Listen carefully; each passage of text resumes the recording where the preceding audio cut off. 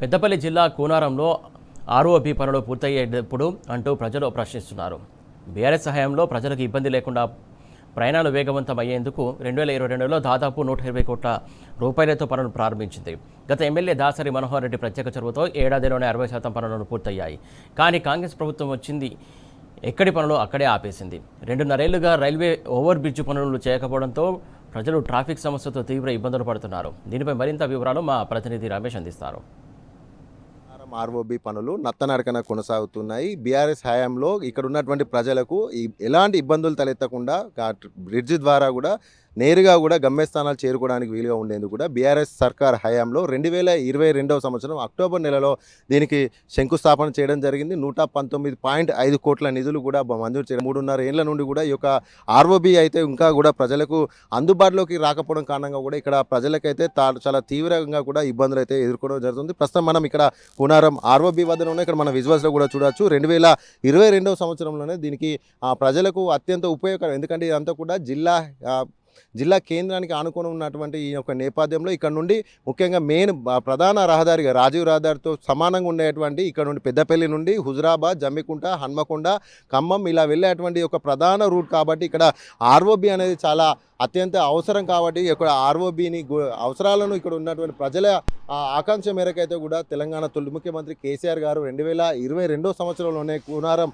ఆర్ఓబికి అయితే పనులైతే మంజూరు చేయడం జరిగింది. దానికి సంబంధించి కూడా 119.5 కోట్ల నిధులను కూడా మంజూరు చేయడం జరిగింది. కేవలం ఏడాదిలోనే దాదాపుగా కూడా 50-60% పనులు పూర్తయినప్పుడు కూడా ఏదైతే కాంగ్రెస్ సర్కార్ కాంగ్రెస్ పార్టీ అధికారంలోకి వచ్చిందో అప్పటి నుండి కూడా కూనారం ఆర్ఓబి పైన అయితే కూడా శీతకన్ను పడిందని చెప్పవచ్చు. ఢిల్లీ నుండి సికింద్రాబాద్ వెళ్ళే అటువంటి ఒక ప్రధాన రైల్వే మార్గం కాబట్టి ఇక్కడ నుండి కూడా వందలాదిగా కూడా తిరుగుతూనే ఉంటాయి. కాబట్టి ఒక్కసారి గేటు పడితే సుమారు గంటన్నర పాటు కూడా గేటు తీయలేని పరిస్థితి. ఎందుకంటే ఆ విధంగా ప్రధాన రైల్వే మార్గం కాబట్టి కూడా పెద్ద ఎత్తున కూడా రైళ్ల యొక్క రాకపోకలు అత్యధికంగా ఉంటాయి. కాబట్టి ఇక్కడ ఈ మార్గంలో వెళ్ళేటువంటి వారు కూడా చాలా ఇబ్బంది పడుతున్నారు. ముఖ్యంగా కొన్నిసార్లు అంబులెన్సులు సైతం ఈ గేటు వద్ద కూడా ఇరుక్కపోయినటువంటి సంఘటనలు. అత్యవసరం అయితే మరొక గేటుకు పక్కన పెట్టుకుని వైద్య సేవలు అందించుకునేటువంటి పరిస్థితులు ఇక్కడ ఈ కూనారం ఆర్ఓబి వద్ద. అంటే ఇంత ప్రధానమైనటువంటి మార్గం, ప్రధాన రైల్వే మార్గం, దీని అవసరాన్ని గుర్తించి ఆర్ఓబిని ఏర్పాటు చేశారు, ఆర్ఓబిని మంజూరు చేశారు. కానీ 3.5 ఏళ్ళైనా కూడా ఇప్పటికీ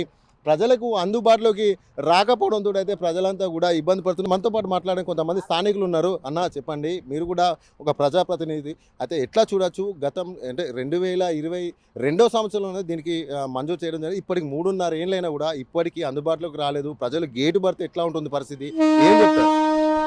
ఇవాళ 2022లో గౌరవ మాజీ మంత్రివర్యులు వేముల ప్రశాంత్ రెడ్డి గారు శాంక్షన్ చేసి ఇక్కడ కొబ్బరికాయ కొడితే మాజీ ఎమ్మెల్యే దాసరి మనోహర్ రెడ్డి గారు దీని వెంట ఉండి ఇక్కడ నుండి పెద్దపల్లి ప్రజలకు వరంగల్ నుంచి వెళ్ళి జమ్మికుంట నుంచి వెళ్ళి ఇక్కడికి నిత్యం ప్రజలు వచ్చి వాళ్ళకు అవసరం ఉన్నటువంటి వ్యవసాయ పనులు కావచ్చు, ఇంకా ఇతరత్ర పనులు కావచ్చు, పోయే కాలంలో అప్పుడు ఎమ్మెల్యే గారు దగ్గర ఉండి దీన్ని శంకుస్థాపన చేయించినట్లయితే ఇవాళ కాంగ్రెస్ ప్రభుత్వం వచ్చి నుంచి ఇప్పటి వరకు కూడా రూపాయి పని జరగట్లేదు.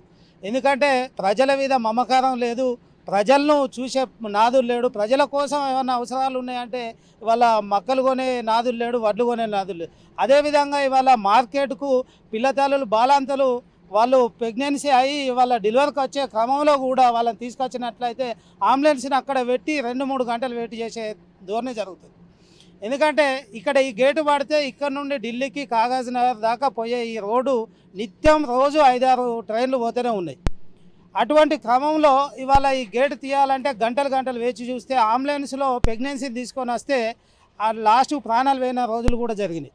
దానికోసం ఇక్కడున్న ప్రజలు రోజు అడుగుతూనే ఉన్నారు. ఇక్కడున్న ప్రజాప్రతినిధులను అడిగినా కూడా దీన్ని చేస్తాం పోతాం అంటున్నారు.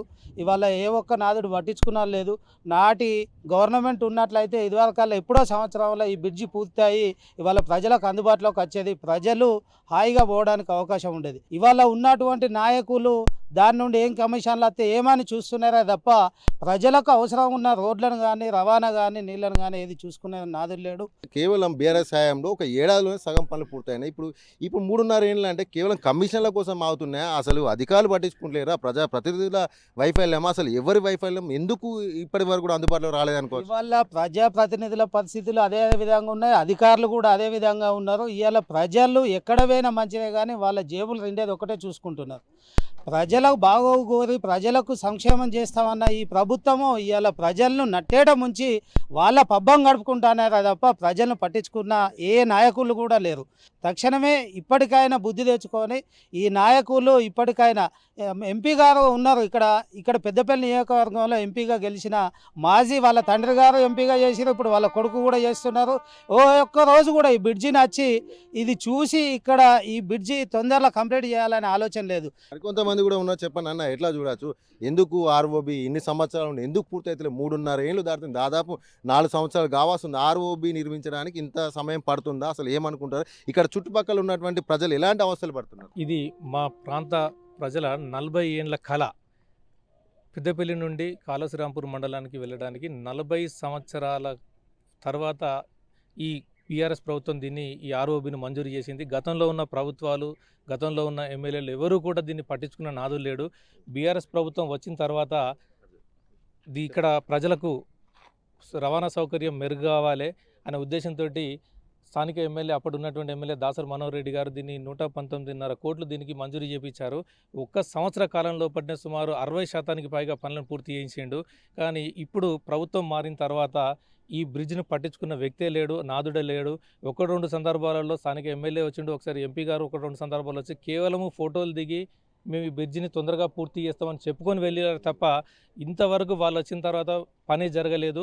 వాళ్ళు వచ్చి పర్యటనలో కూడా వాళ్ళు ఓన్లీ ఫోటోలకు, వీడియోలకు, ప్రెస్కు మాత్రమే చూసిపోయింది తప్ప ఇంతవరకు జరిగింది లేదు. అప్రోచ్ రోడ్ నిర్మాణం అంటున్నారు, ఆ అప్రోచ్ రోడ్ నిర్మాణం జరిగింది లేదు. భూసేకరణ అంటున్నారు, ఇంతవరకు ఆ భూసేకరణకు సంబంధించినటువంటి వాళ్ళు లబ్ధిదారులు కూడా, నష్టపోయిన బాధితులు కూడా ఇంతవరకు ఎక్కడ కూడా సాటిస్ఫై అయింది లేదు, వాళ్ళకి ఏమీ రాలేదు.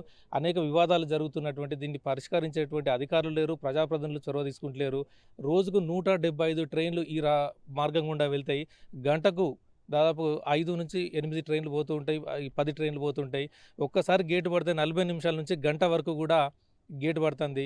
ఇటు 1 కిలోమీటర్, ఇటు 2 వైపుల కిలోమీటర్ పొడవుతా వాహనాలు ఆగిపోతున్నాయి. ఎండాకాలం పూట ఇక్కడ వృద్ధులైతే కింద పడిపోయినలు, చెమటలు వచ్చేసి ఎండ తాకిడికి పడిపోయిన సందర్భాలు ఉన్నాయి. వీళ్ళకు ఇటు ప్రజలు అటు దాటడానికి కొన్ని సందర్భాలలో ఇటు వాళ్ళు అటు ఒక వాహనం పిలిపించుకొని గేటు దాటి అట్లనట్టు వెళ్ళే పరిస్థితి ఉన్నది. గంట సమయం ఇక్కడ వృధా అవుతున్నది అనేటువంటిది. కనుక ఈ అనేక ప్రజలు ఈ 40 ఏళ్లలో ఇబ్బందులు పడ్డారు. దాని తర్వాత ఈ మార్గము, ఈ బ్రిడ్జి తొందరగా పూర్తయితే మాకు కాళశ్రీరాంపూర్, జమ్మికుంట, వరంగల్, ఖమ్మం పోవడానికి చాలా సుగమం అవుతుంది, ఈజీగా అయిపోతుంది ఈ మార్గం అంతా కూడా. కనుక నాయకులు, ప్రజాప్రతినిధులు అనేటువంటి వాళ్ళు వెంటనే దీన్ని పట్టించుకొని ఈ కాలయాపన లేకుండా త్వరగా పూర్తి చేయాలని మేము కోరుతున్నాం. ఇప్పుడు గేటు పడితే ఎంతసేపు అవుతుంది, ఏంది? గేటు పడితే మామూలు 5, 6, 7 ట్రైన్లు పోయేదాకా తీస్తారు సార్. బాగా ఇబ్బంది అవుతుంది, ఎండ నిలవడానికి కష్టం అవుతుంది. పోవడా చూడండి, మేమంటే వంకొని పోతాం, పిల్లలు ఉన్నారు, మొత్తం గుంపు పోయేదాకా మధ్యలో పడిపోతారు, లేకుంటే టక్కర్లు అవుతుంది. ఇంకా గంటల 10 నిమిషాలు గేట్ కూడా తీసేస్తలేరు, బాగా ఇబ్బంది అవుతుంది గేట్తో. ఒక్కొక్కసారి 3 గంటలు 2 గంటలు ఆగుతాను, వచ్చుకుంటా పోకుండా బాగా ఇబ్బంది అవుతుంది సార్. మాకు ఇటు పేడపల్లి పోవాలి, ఇటు కునారం రోడ్డుకు పోవాలంటే బాగా ఇబ్బంది ఉన్నది. 6 గంటలు 3 బండ్లు 6 బండ్లు 8 బండ్లు పోయేదాకా ఆగుతాను. దీని గురించి కొంచెం చర్య చేసుకోవాలి మీరు. సీరియస్ పేషెంట్ వస్తుంది, సీరియస్ పేషెంట్ వస్తే పరిస్థితి ఏంది? దాన్ని కూడా పట్టించుకొని మన అధికారులు, మన ఆర్ఎన్బీలు పట్టించుకుంటలేరు. మా జిల్లా అధికారి, మన కలెక్టర్ కూడా పట్టించుకుంటలేరు. మనకు కొత్త తవ్వి పెడతారు కానీ పని మాత్రం చేస్తలేరు. పిల్లలకు స్కూల్లో పరిస్థితి ఇప్పుడు మొదలైంది. పరిస్థితి ఇప్పుడు మనకు సార్ పెద్ద బండి అంటే పోవు కావచ్చు, దాన్ని పక్క పెడదాం. ఇంకా చిన్న వెహికల్ కానీ దాని గురించి మనం అరేంజ్ చేస్తే మనం దాన్ని బట్టి నడతాం కదా. మనమైతే ఏది నడతలేదా మనకు, మన వ్యవస్థ మనది. మా ఎమ్మెల్యే సాబ్ కూడా మాకు కూడా పట్టించుకుంటున్నాడు. ఇక ఇంకేం చేస్తాం? ఇక 2-3 సార్లు ఆ కలెక్టర్ సాబ్ వచ్చిపోయిన పని మొదలుపెట్టారు. వాళ్ళు ఏం చేస్తారు? వాళ్ళు ఈ రైల్వే వాళ్ళు, ఆ కండక్టర్ ఆయన ఏం చేస్తలేడు అక్కడ, ఏది నడతలేదు వ్యవస్థ అంతా. మేము జమ్ముకుంటా పోవాలి, మా అత్తమ్మ చచ్చిపోయింది, మా కొరకాడ ఎదురు చూస్తుంది. ఇప్పుడు మేము వచ్చి 30 గంట సంచి గేటు తీసేది లేదు. ఒక్కొక్కసారి 6 ట్రైన్లు పోయేదాకా ఇక్కడనే పడి ఉంటాను. ఈ ఎండ కొడుతుంది, ఆడ సేవం ఆడ ఉన్నది, మా కొరకు ఎదురు చూస్తుంది. మేము జమ్ముకుంటా పోవాలి. ఇవి కొంచెం అంతా తగిన చర్యలు తీసుకొని తొందరగా ఈ బ్రిడ్జి ఏర్పాటు చేయండి. మీరు దయచేసి మా మీద కొంచెం అంతా సానుభూతి కలిగించండి. ఇప్పుడు ఈ కూనారం రోడ్డు ఎంత త్వరగా నిర్మాణం చేపట్టినట్టయితే ప్రజలకు అంత సౌకర్యంగా ఉంటుంది. ఎందుకంటే ప్రతిసారి గేటు వేసిందంటే మినిమం 6 ట్రైన్లు వెళ్ళేంత వరకు కూడా ఈ గేట్ అనేది తీయడం జరిగేది. ఎందుకంటే ఇక్కడ వరకు చాలామంది ప్రజలు మన జమ్మకుంట వరకు కూడా ప్రయాణిస్తూ ఉంటారు.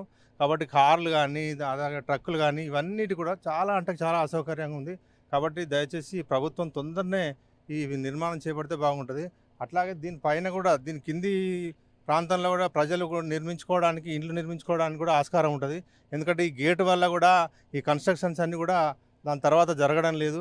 ఎందుకంటే ఇప్పుడున్న రేట్ల ప్రకారం ఇక్కడైతే ఎవరు ఇల్లు కట్టుకునే పరిస్థితి లేదు.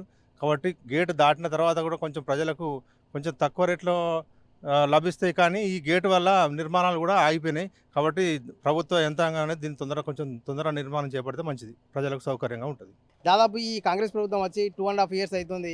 అప్పటి నుండి చాలా నత్తనడకన సాగుతూ ఉంది ఏదైతే ఈ బ్రిడ్జ్ పనులు. అంటే దాదాపు వీళ్ళు అనుకుంటే ఈ పాటికి ఎప్పుడో ఈ బ్రిడ్జ్ పనులు పూర్తి అయిపోయి ఆ ప్రజలకి రవాణా సౌకర్యం అనేది చాలా ఈజీగా ఉండేది. ఈ రవాణా సౌకర్యం లేకపోవడం వల్ల ప్రజలు చాలా ఇబ్బందులు పడుతూ ఉన్నారు. ఏదైతే ప్రభుత్వ ఆసుపత్రికి వెళ్ళాలన్నా కానీ, గర్భిణీ స్త్రీలు కానీ, ముసలి వాళ్ళు కానీ ఈ ఎండ బీభత్సం కొడుతూ ఉంది. మీరు చూస్తూ ఉన్నారు. ఈ ఎండకు అక్కడ ట్రైన్ ఆగితే దాదాపు గంట సమయం పడుతూ ఉంది. ఈ గంట సమయంలో చక్కెరచ్చి పడే పరిస్థితి కూడా ఉంది. ముసలి వాళ్ళు, గర్భిణీ స్త్రీలు అయితే చాలా వాళ్ళని చూస్తే చాలా బాధాకరంగా ఉంది. సో దీన్ని దృష్టిలో ఉంచుకొని దయచేసి ప్రభుత్వం దీనిపై చర్యలు తీసుకొని వెంటనే ఈ బ్రిడ్జ్ యొక్క పనులు వేగవంతం చేసి ప్రజలకు సౌకర్యవంతంగా ఉండే విధంగా చూడాలని కోరుతా ఉన్నాం. ROB Koonaram railway over bridge పనులైతే మొత్తానికైతే నత్తనడకన సాగుతున్నాయి. 4 ఏళ్ళు దగ్గర కావస్తున్నా కూడా ఇప్పటికైతే కూడా ఈ ఆర్ఓబి అయితే ప్రారంభం కాలేదు. ఇక్కడ అనేక వివాదాలతోటి కూడా ఈ ఆర్ఓబి పనులు అయితే కూడా చాలా నత్తనడకన సాగుతున్నాయి అంటూ కూడా స్థానికులంతా కూడా ఆగ్రహం వ్యక్తం చేస్తున్నాం. కేంద్ర రాష్ట్ర ప్రభుత్వాలు సమన్వయంగా పనిచేసి అలాగే జిల్లా యంత్రాంగం, జిల్లా అధికారులు, సంబంధిత అధికారులంతా కూడా వేగవంతంగా దీనిపైన కూడా తక్షణమే సమీక్ష చేసి కూడా వెంటనే ఈ యొక్క ఆర్ఓబిని ప్రజలకు అందుబాటులోకి తీసుకురావాలంటూ కూడా ప్రజలైతే డిమాండ్ చేయడం జరుగుతుంది. ఇది ఇక్కడ ఉన్నటువంటి తాజా పరిస్థితి. వీడియో జర్నలిస్ట్ సంతోష్తో Ramesh, T news, Koonaram ROB నుండి.